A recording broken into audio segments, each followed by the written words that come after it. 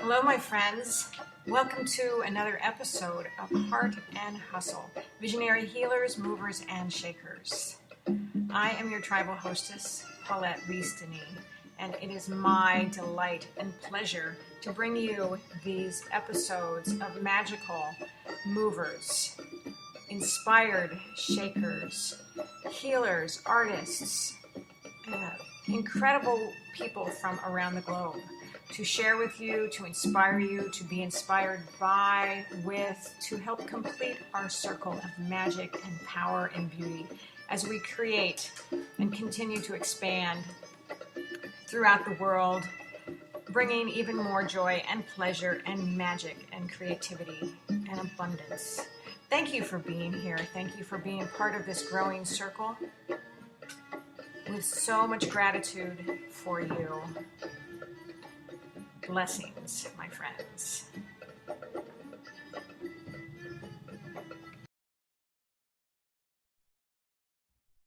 All right, we are ready and rolling. Hey, my friends, welcome to another episode of Heart and Hustle, Visionary Healers, Movers, and Shakers. I am your tribal hostess, Paulette Rees-Denis. I am here in Portland, Oregon, bringing you people from around the globe, which is really freaking awesome. What a great platform. What a great opportunity for me to network with these magical people. 99.9% women. I've interviewed one man. I'm open to it, just saying. But what a great place to be able to offer you these people who are inspiring and have inspired me and are doing magic and wonderful creative things, all kinds of things in the world. And today I have a guest from Colorado. I'm really happy to bring in Kim Roberts. Hey, Kim, how are you? Hey, great. Happy to be here. Yeah, happy to have you here. So Kim and I have never met, and that's always a really fun part of this adventure. I know a little bit about her from her work, her website, her bios, that kind of information, and just felt like she was such an amazing, magical woman that I wanted you to know her too. And I want to know her. I want to know you, Kim. So I can read a little bit about her bio to you. Kim Roberts is a trained psychotherapist, educator, and artist. She has an MA in contemplative psychology from Naropa University and was authorized as an Ashtanga yoga teacher, teaching internationally for over 25 years. Woohoo! Yeah. She offers programs and counseling incorporating a variety of practical, no-nonsense tools for mental health to help you find relief from issues such as anxiety, depression, grief, and life transitions. She is the author of Ashtanga Yoga for Beginner's Mind and your brand new book that's coming out in a month from today, which is June 12th for all of you guys out there. Toward a Secret Sky, Creating Your Own Modern Pilgrimage, which I love that name. That's such a great title. So congratulations on that, Kim. That's very exciting. Yes. And, I would love to hear more about it and more about you. So can you share some goodness about yourself with us? Sure. There seems to be a lot of goodness going on recently. It's amazing how things sort of snowball in terms of things coming to fruition. I was actually having this thought this morning. You know, it was a shower thought, one of those. Yeah. I realized I have been working on, the book for, this is year 11. I've been working on this book for 11 years. Woo! And Wow. It's funny because I realized this morning, I almost wanted to say something to this community that where we met and just say, like, people don't give up, because it just takes so much longer than we think sometimes for things to come to fruition. And so as soon as this book has been, put out, it's being put out into the world, I found my publisher and someone who believed in me, and it really just took that. It took an agent and a publisher who believed in me. And I think the snowball comes from as soon as you get some traction with this sort of believing in yourself, And it's amazing how slow it can be for some of us, but it's like once you get that traction, it's like suddenly, I've made a big move. I'm putting my house on the market this week Wow. and moving to the city to focus on my art. And as soon as that whole uh, transition sort of took root in my mind, there are galleries, there are art consultancies, there are opportunities to show and to sell my work. There's, book events that are happening around the book. Suddenly, as if, the people can hear through the ether, new clients are coming to me. So it's been a really exciting time of watching all of the work that I've been doing for the past few decades coming to some sort of fruition. And that said, there's still so much more to be revealed, and it's always an adventure. And that's the fun of it. That's the beauty of what we do, is that it's always expanding. Mm-hmm. I mean, as entrepreneurs, I think we have to be that way. If we weren't that way, we wouldn't be entrepreneurs, right? Yeah. Yeah. But even that word, entrepreneur, is something that I've been coming to terms with recently. I am not a sales girl. And that phrase came to me so clearly recently. I am an artist who wants to share my work. Mhm. And for me, there was something about that shift. And I think things started coming together really clearly as soon as I made that shift for myself. And I started hiring some people to help me with the sales. Yes. Yes. And it's like, Uber important. woo-hoo, I get to do my fun stuff. Yeah. Oh, that's so good. And I'm trying to remember now. I've learned this in the past, and I can't even quite remember it. But there's three kinds of entrepreneurs, and one is definitely the creative artist. And then there's one in the middle, and I can't remember what it's called. And then the third one is the uh, I can't remember the word for it, but more like the corporate, big, expansive entrepreneur, Yeah. right? So it totally makes sense that you're the artist creative. And yes, I mean, yeah, you need help.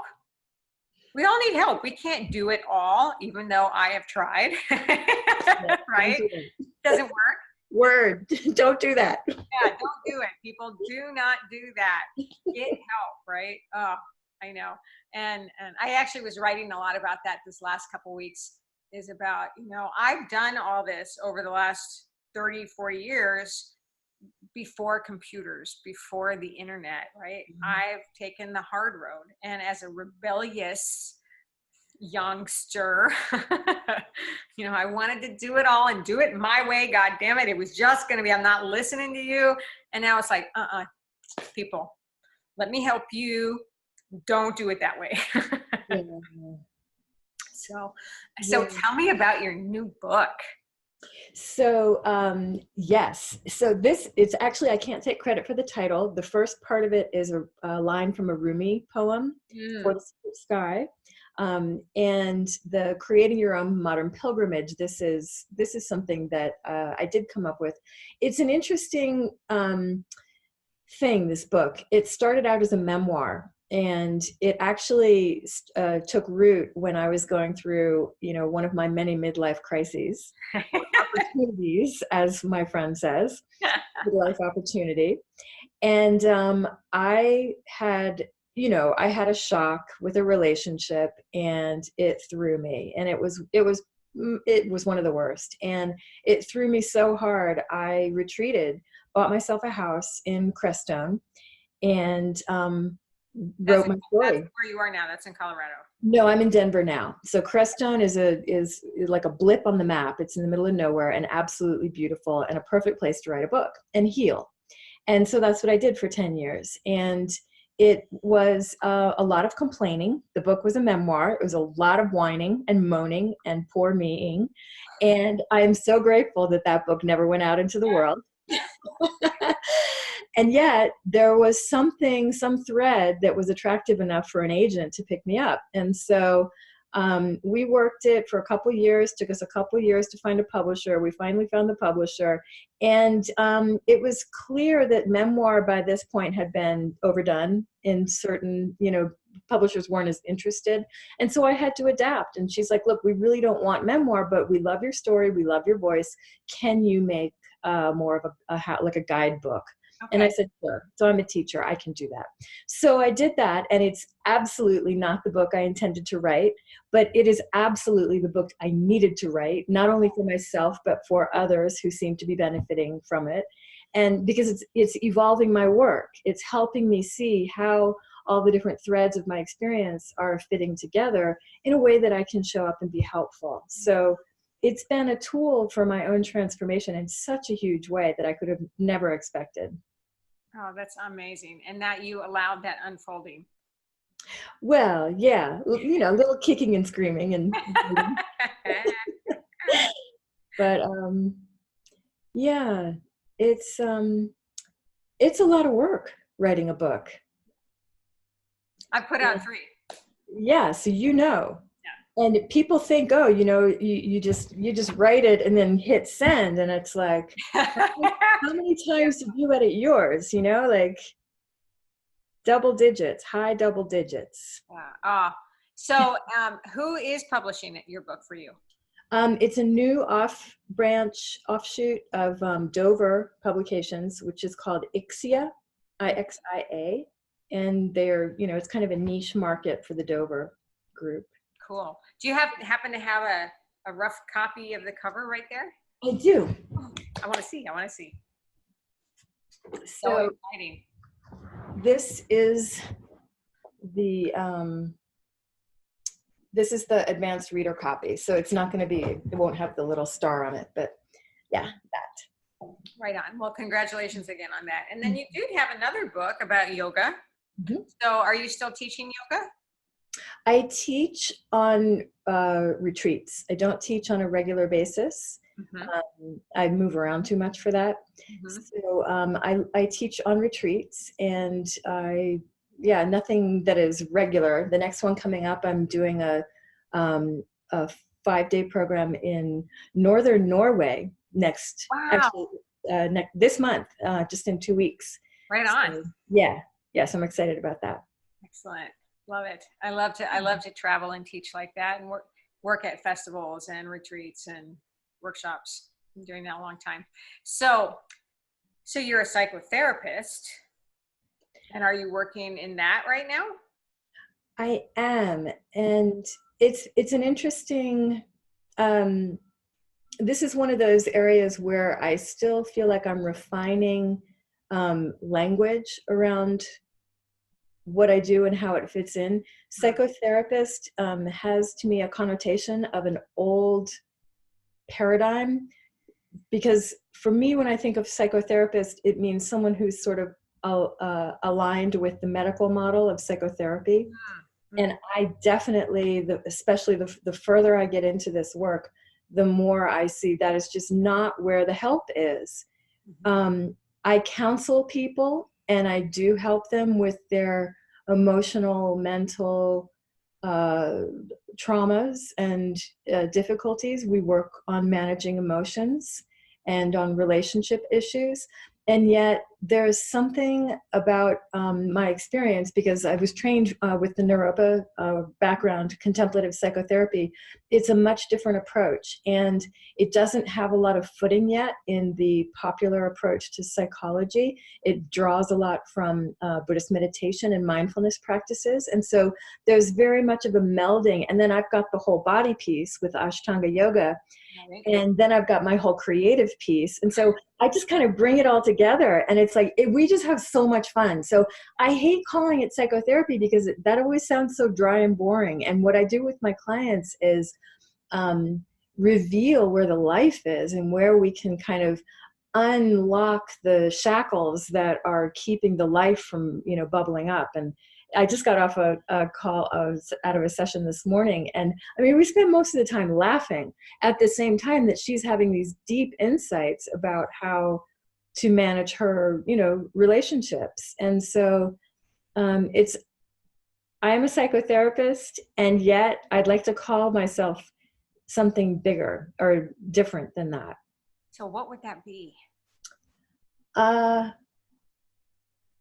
The first thing that pops to mind is like a life change guide, Mm, a pilgrim guide. mm. Because really, Why? I mean, this whole thing of pilgrimage Right. has really been speaking to me recently. I'm in the middle of creating a new course about creative pilgrimage, because Mm, essentially we get to various points in our life and we recognize the need for some kind of shift. We've matured enough that we recognize immature behaviors that are no longer serving us, or we reach a stalemate with our profession and we realize we need a little more creative input or something to keep us interested. And so it's like we formulate this new plan. Most of us do it that way. We formulate a plan and then we, try to go through A, B, C. We take B school. We try to figure out how to get there. And I think it's more organic than that. And I think it's like our ideal lives are seeking us just as much as we are seeking them. And so it's this idea of pilgrimage is kind of like co-creating our reality by um, heading in a certain direction with the openness to allow whatever wants to arise to happen, and mhm. to come with the tools to be able to handle that and grow, and grow from it. Nice. Yeah. So Yeah. I love your pilgrimage. I love the idea of pilgrimage. I just returned back from teaching a retreat in Mexico, mm, and it is a pilgrimage. yeah, It's a journey, and that you can be that guide. I think that's really beautiful. mm. I totally get that and honor that. And how, okay, so my question to you now would be how, whew, because you're a DLOS, What's that? does lots of stuff. Just like Understatement. me. Understatement. Yeah. And I want to know more about your art. And I mean, how long have you been creating art? How long have you been writing? How have you melded all these things together? Because I've done the same thing, so I totally get it. Mhm. And it takes a lifetime of experience in a beautiful way, not in a bad way, to bring all that skill and all that knowledge, and us as midlife women, whatever, wherever you want to fall into that genre of age. um, but to have had the journeys, right, Yeah, so that we can impart that knowledge to those who have it. yeah. So what's been, I mean, I'm sure we could talk like for hours, but how have you evolved into where you are now? It's a great question. And I'm curious how you have too, because, we all have our way of coming at this. I think the simple way to put this is I finally recognized that all these tools, which I adopted for purely selfish reasons, to save my sanity. Yeah, yeah, yeah. Right. Journaling saved my life. As an 11-year-old, I picked it up and I've been writing every day since then. Hmm. And it saved my life. You too? Yeah, oh, yeah. Yeah. And and then, studying psychology was just so that I could stop driving myself crazy. And then picking up yoga, same thing. It just grounded me. It tethered me to the earth. And art has just been recently. It's just 4 years ago. It was a month before my 50th birthday that I discovered my medium, which it took me encaustic wax. So I Okay. paint with hot wax. Is that one of yours behind you? Yeah, it is. Yeah. And so that's a recent addition. But so what started happening is, I initially started doing retreats because of Ashtanga yoga, and it's a very tight knit community, and you meet people and they invite you to teach around the world. So I was blessed by this practice to meet all my closest friends are from Ashtanga yoga, around the world, not all, most. And so I started doing retreats, and then I got to a point in that practice where I was like, I felt something needed to grow a little bit for my own comfort. in continuing to share that. And so I started adding in the meditation piece, and then I started adding in the journaling piece, and then I started adding in or taking away so much of the physical asana and adding in more of the breathing and the grounding practices. And so it's just, as I evolve my own, basically I teach what I need to learn. I think we all do this, you know, like I know what I need to keep me sane and happy. And then I meet people and I'm like, oh, well, here, let me share this with you. And so it's just so, and then, you know, if they benefit, then we're all happy. Right. And it becomes such a gift. Yeah. Like a gift from you to them. Mm-hmm. Right. Yeah. Oh, I love that you've just come into your art in the painting aspect. I mean, it's all art. But you come into this visual form of, and you're showing in galleries, and that's amazing. That's really amazing. Do you feel like that will be your main focus now over the writing or over the counseling, or? It's a really good question. It's what I'm focusing on as I move to Denver, which is just now happening. I have a good friend there. I need you to contact her. So. Oh, great. Good. But you know, it's funny, this phrase that I shared with you earlier, I am not a sales girl, it came up because I redesigned my art website. I got some help to do that. And she wanted this woman, she did a great job. She helped me a lot, but she wanted me to make it more of an online sales platform. I'm like, hang on, there's something that it took me a while to identify. And I realized I don't want to make my art my business. I want my art to be the extension of my practice, because that's how it feels to me. I've always had this thought or idea that at the end of the, you know, spiritual path comes art. I mean, you know, even like in the Bible, like they create, you know, and on the seventh day, or no, I'm sorry, I've never read the Bible. I shouldn't be quoting the Bible.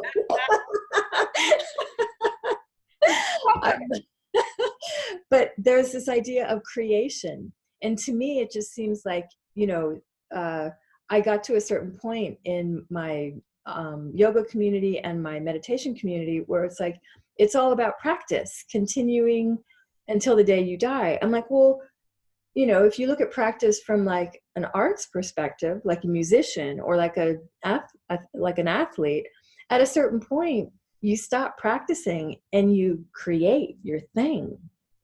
Mm-hmm.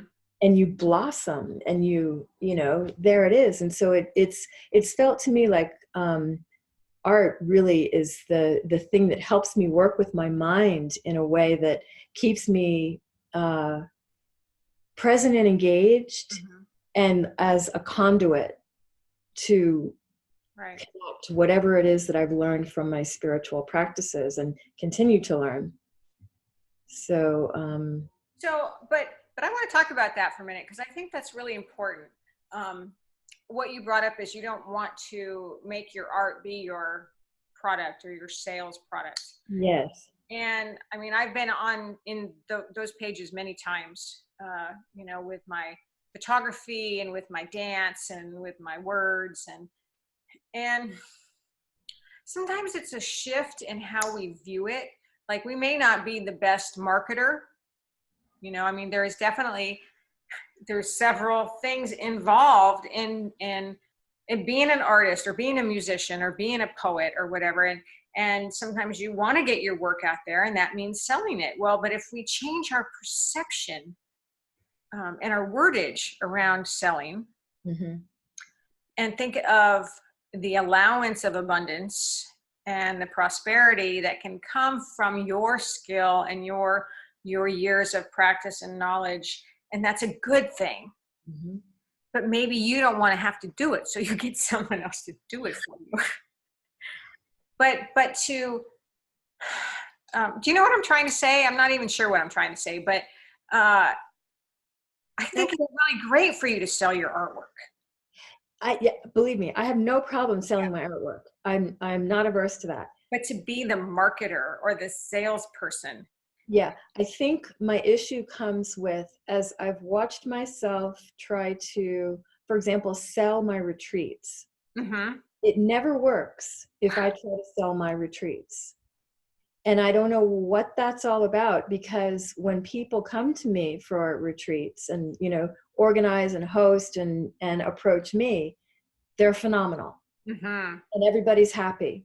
But when I try to, it's like, I don't know what happens. I put a different hat on and I shift my mindset, and it turns like it flavors the energy of the transaction. Mm-hmm. And I think what I realized is, and it's interesting because as soon as I started focusing on the art and really making it a daily practice, and I'm also still writing as a daily practice, and as I've allowed those to take precedence and realized that I can make money doing my teaching, I'm actually finally getting my ass together to get an e-course on my website that I have been dragging my feet on for, I can't tell you how long. Mm-hmm. So that feels more aligned for me to be able to charge for my professional services as a counselor and a teacher. Mm-hmm. And that way it takes the pressure off my art to please anybody. Mm. Okay. Nice. Oof. Yeah. Oof. I mean, there really is so many levels in that. And I have a client right now who's blossoming as an artist, and she's starting to teach and sell her artwork and have shows, and she's getting all these things, and she's doing the marketing and the writing. And at some point, you really do, I believe, to focus on what you do best and Yeah. what you love. And there are other people who do other things. Some of us are super strong leaders in one aspect. Some of us are super strong teachers in another aspect. And it takes everybody. I mean, that's always been my thing. Even with my dance, it's about the circle. Everyone is included and inclusive and necessary, right? Yeah. In the circle, in the tribe, in the community, where whatever you want to call that. Yeah. And everybody has their own gifts, and you don't have to do it all. Yeah, it's true. I think part of what is help. Well, it's not even. I think part of how I'm getting this e-course together is because someone I've been working with for years passed me on to her VA team, and they are helping me just do the technical work. And I was meeting with them a couple of days ago, and I've had an e-course, like a whole course, sitting on my computer for probably 4 or 5 years, and I just haven't put it up there. So finally, a couple of days ago, we put it all up into this platform. And I said, okay, well, I still need to do this, this, and this. And they look, and we're on a call like this, and they're like, oh no, we'll do that. And I lost it. I completely bawled. Oh, yeah. I'm like, oh my God, people can help me. Oh. Yeah, I mean, it was, yeah. It was a little embarrassing. Oh, no, it's so good though. I mean, vulnerability is a beautiful thing, but to recognize that, and to ask for what we need. Yeah. Right. And that's some of the hardest part. I know, like I said, I've been the rebel almost all my life. I'm not going to ask for help. I can do it all myself. Right. And I Sure. did. And Yeah. I did. And it's killed me over and over again. Yeah. And then you get exhausted. And I happen to be good at all of those aspects, Right.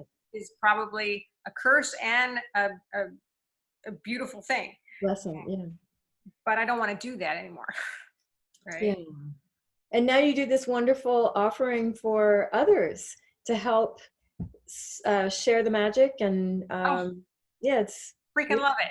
Freaking great. love it. It's so good. I love networking. I love meeting inspired people and inspiring people. And I love sharing and connecting. And that's my gift as a hostess, along with all the DLOS stuff that I do on the side, which is a lot.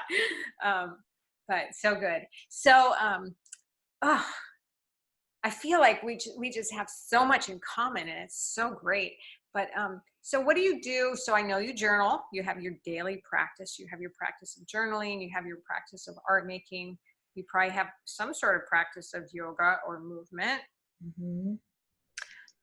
What's your non-negotiable that you do every day? Meditation and yoga, even if it's just rolling around on my mat for Mm. 5 minutes, like worst case scenario, like don't have time, feel like shit. Those are the non-negotiables. Mm-hmm. If I don't meditate, I feel like I have not brushed my teeth. Mm. It's that kind of feeling. I get that totally. Yeah. I teach a lot about bringing in that daily practice of meditation, Hmm. and it's so life-saving. Hmm. And I do a sitting practice, but I also do, in my non-negotiable almost every day, is to get out and walk and run. I have Great. to get outside, and my walk becomes a power walk and becomes a meditation walk and run and a gratitude practice. I do the whole thing while I'm out moving, because I'm a mover. Yeah. I can sit, but I got to move. If I don't move, my day is shit. Yeah. Yeah. Yeah. So that's good. Well, anything else you want to tell us? Um, you know, I think something that's been coming to me recently is just, you were talking about this gift of being a hostess and kind of connecting with like-minded people. And for me, like, I'm just starting to realize how, and I mean, this is going to sound cliche because we've all heard it so many times, but when you start to have the experience of how we're all connected and really tune into that, it's magic. It is magic. It's Wow. magic. That is so not cliche. It's just powerful stuff. Yeah. Yeah. Mm. Oh, I Yeah. just felt that through my whole body right when you said that. Yeah. So thanks for doing this. Thank you for the work that you're offering, that Oh, you're writing. my pleasure. Thank you for taking the time to be here with us today. I Yeah. wish you so much success with Thank your art and your move and your art shows and your new book. thank you. I can't wait to read it. I can't wait to read it. It's going to be awesome. I just love it. I love it. And so many blessings to you for doing the work that you're doing. Thank you. Thank you so much, dear. Yeah. And everybody out there, I hope that this has inspired you and given you some good energy for moving forward, for moving with intention and working with your daily practice and your goals and your visions, and never letting up, right? Never letting up. Yeah. So good. Thank you for being here. I really appreciate all of you out there in Heart and Hustle Land for another episode of this beautiful visual podcast that we have. I am your tribal hostess, Paulette Rees-Denis, and today we had Kim Roberts with us. I will give you all of her links and all that good stuff in the blog post, and check out her book, check out her page, and until we meet again. Mwah. Thank you so much.